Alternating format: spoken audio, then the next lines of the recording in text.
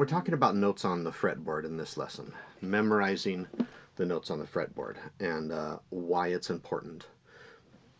There are a number of reasons why it's important here, and why are we talking about it on page 36? Isn't this stuff that you learn on like page 4 or something? And what did we talk about on page 4? Anyway, we're talking about Jason's ukulele book. Here it is. You can pick it up from lahinamusicmaui.com if you like. You can download it. Page 4, we were talking about, oh yeah, wisdom from the elders. Page 4. There's a cool Hawaiian phrase there, and it translates to remain among the clump of grass and do not elevate yourself, which is like really counterintuitive in most of today's music culture, but it's important in Hawaiian music because if you don't have that, nobody will want to play with you. Ponder that for a moment, and it becomes immediately obvious that being humble is really the way to go. And it turns out we can teach so much ukulele without even teaching you any of where these notes are on the fretboard. I mean, we taught jamming through chords, understanding how chords fit together, understanding chord progressions in Hawaiian music, jamming out some quick solos, and all of a sudden you're sounding pretty darn good. You're like on top of the world. You're like this guy down here. See him? Oh, there he is. Hi. And he's on top of a now, by the way, solved Rubik's Cube, because I got bored. And you might be sitting on top of the world like that. And then, well, is there more? Of course there's more. There's always more. You can always make it more interesting. But you reach a point where you got to know these notes on the fretboard. If you don't know them, you're limited. For example, you might know this is a C chord, this is a D chord, this is an E chord, this is an F chord. Why is that? How can I find those so quickly? Is it because I'm a genius? Maybe. Let's not rule it out. Is it because you're a genius? Maybe. Let's not rule it out. More likely it's because you know your notes on the fretboard. If you know that that's a C, and that's a D, and that's an E, and that's an F, you can know that's a C. Put your finger here, that's where the D is. Now you've got a D, put your finger here, that's where the E is. Or you could do it with this note. That note's an E, so that's E. This note is F, so that's F. This note's G, so that's G. All of a sudden, there's a whole world of knowledge that opens up to you just by knowing those things. Also, if somebody says, oh, I need you to play in the key of E flat. E flat? I thought I was never going to have to play in that key. It's like, well, can you? Sure. Do you know where an E flat is? There's one. If you know where that is, and you know your patterns from the previous lessons, and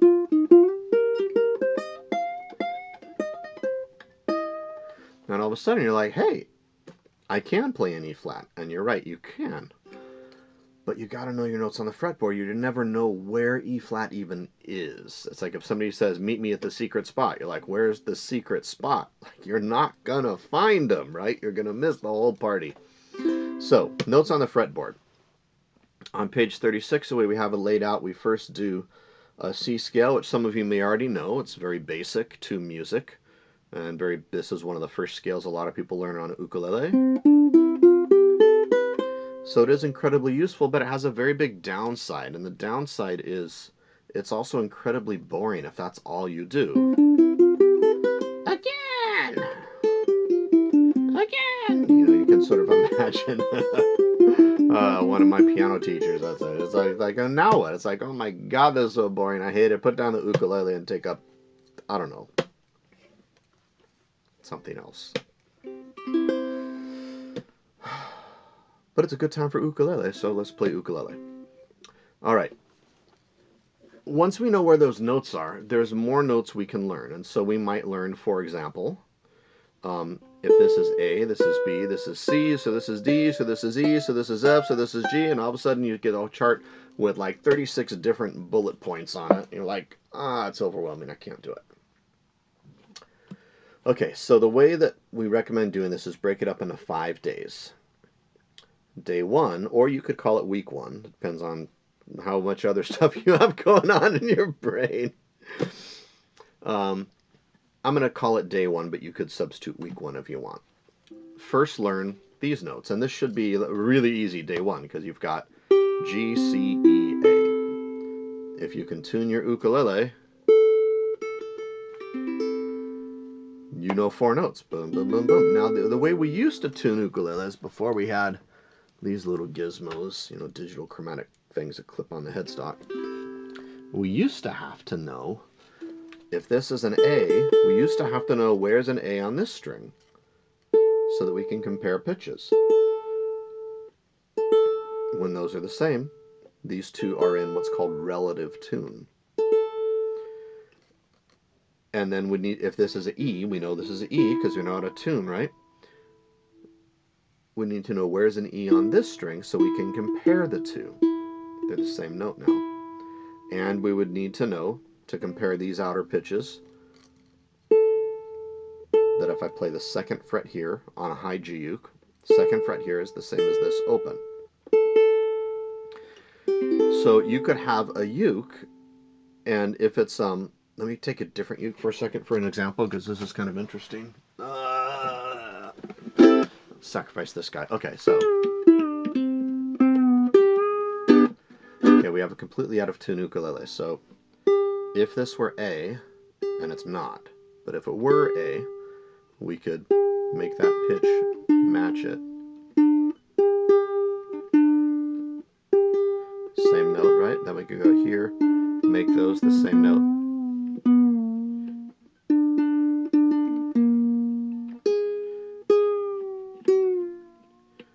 Then we're going to make that note match that note. It's called relative tuning. So for people that have perfect pitch, this will drive them absolutely nuts, but it's kind of interesting. This is a completely out of tune uke, but it's perfectly out of tune. In other words, everything's out of tune by the same amount. So, but it's also completely wrong. And when you know it's wrong, you know it's wrong. Which is why these little tuner gizmos are so cool. All right, which brings us back to an in-tune ukulele. Ha! It's better already.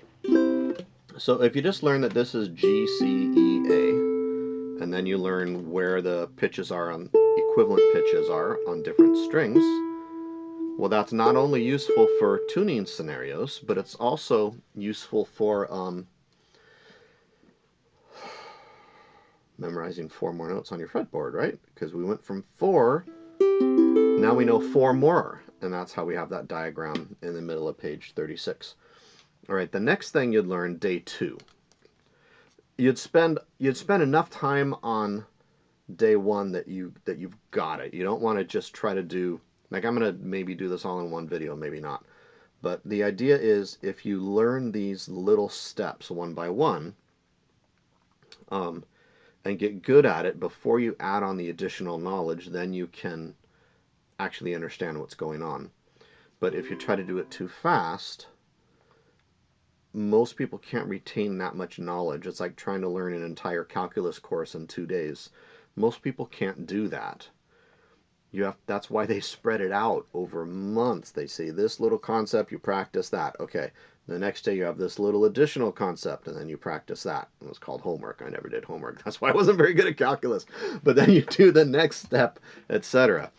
And so get really good at this one principle. When you know those 8 notes and you know them completely, no doubt, no hesitation, then move on to day 2. So day 2 takes this concept. Everywhere there's a C, and there's one, but every single place there's a C, the pattern between a C and a D and an E is always the same. It's always 2 frets, or a whole step, in other words, in music, we would call that. So we've got 3rd fret, 5th fret, 7th fret. We always skip one, right? C, D, E.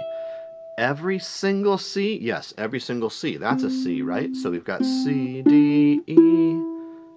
Every single C, yes. Is this a C? Yes. So that means C, D, E, yes. Every single time there's a C and a D and an E, is there a C on this string?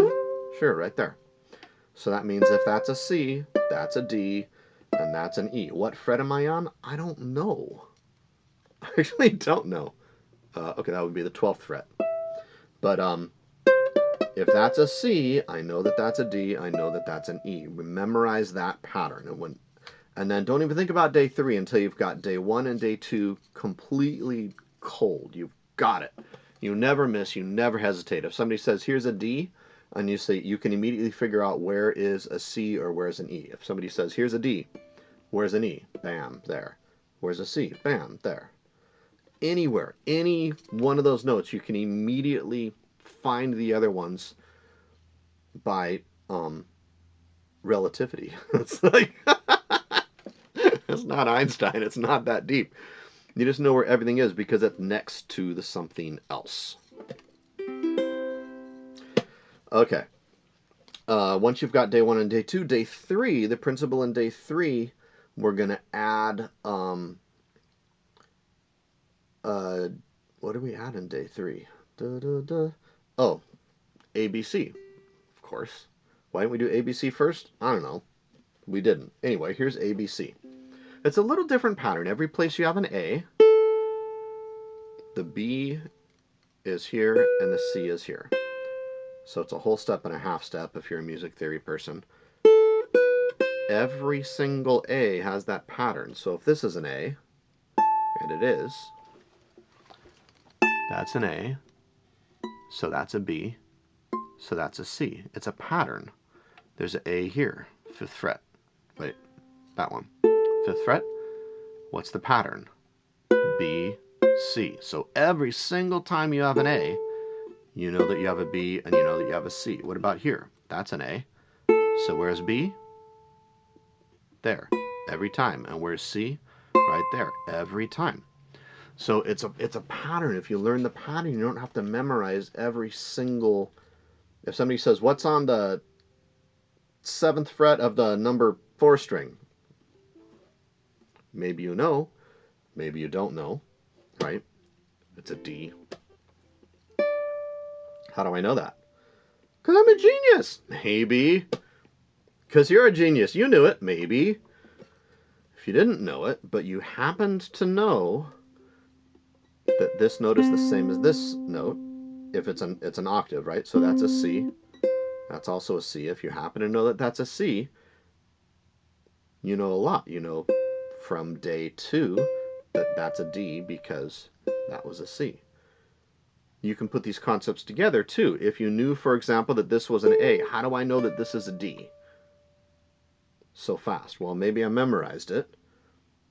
Maybe it's written down on page 36.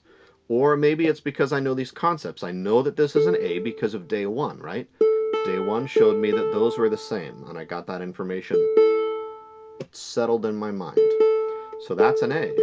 Well, if that's an A, day 3 teaches me that that's an A, so that's a B, so that's a C. Always, right? A, B, C.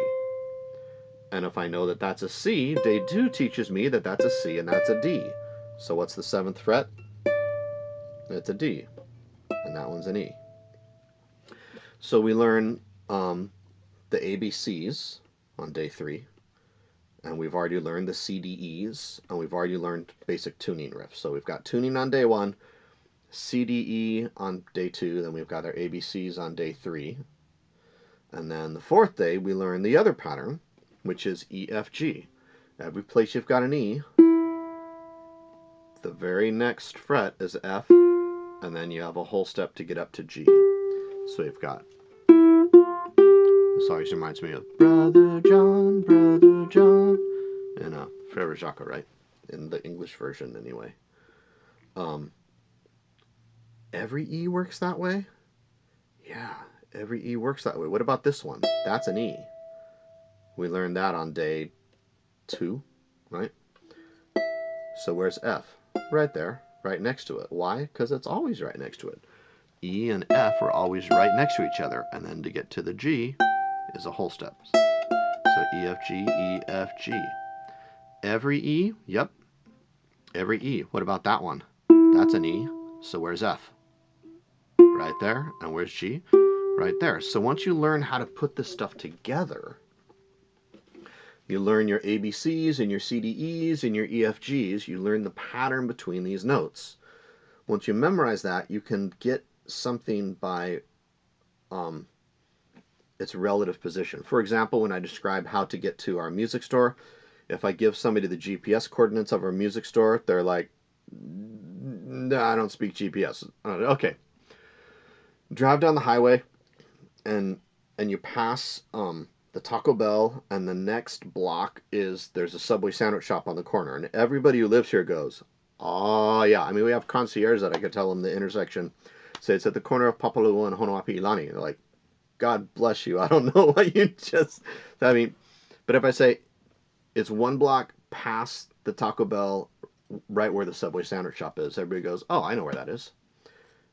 Because that's how we navigate here. We navigate by places to eat. Now you know. But if I just tell them GPS coordinates, nobody knows that. We know where things are relative to something else that we already know. And so that really is the trick to doing this. At the end of day 4, then, you should be able to look at a chart that looks like this. Hopefully this isn't too intimidating. And fill in all those, because we've just learned all of those. There you go. Oh my God, oh my God, oh my God, that's intimidating. It's like, well, it's only intimidating if you look at it all at once, and that's why we broke it up into 5 days. Or if you're on a slower pace because you've already got a million things going through your mind every day, you could make it 5 weeks. But learn these things, because once you learn them, it's a huge advantage moving forward in your knowledge of ukulele. Day 5, what do you do on day 5? Well, day 5 is sharps and flats. So here's how this works. If this is a C and this is a D, what's the note in between? We could name that in one of 2 ways. This is basic music theory. We could either call this note C sharp, because it's 1/2 step sharper than C, or we could name it relative to the D. If we think of it from the point of view of D, we would call this note D flat. But you don't have to just right off the bat memorize all the sharps and flats. Because if you learn the stuff that we've learned in day 1, day 2, day 3, and day 4, you can immediately find sharps and flats by their relative position to something else you already know. If somebody says, for example, find a D flat on the number 4 string, that's easy. It's right here. Why do I know that? Because I'm a genius. Because you're a genius. Because somebody on the other side of the camera is shouting out the answer. No. It's because I just played a D here. That was just a moment ago, right? We already established that's a D. So where's a D flat on this string? Right there. Bam.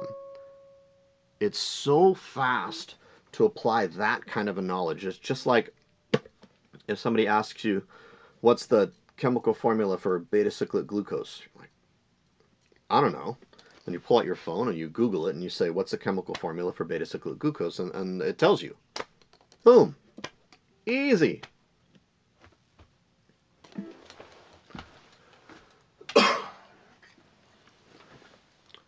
Looks like that. Now you know. All right, so sharps and flats, notes on your fretboard, just divide it up into separate days and learn just a little bit every day, and that really is the trick to it. Don't try to learn it all at once. You'll melt your brain. All right, moving on to the next exciting episode soon. Aloha.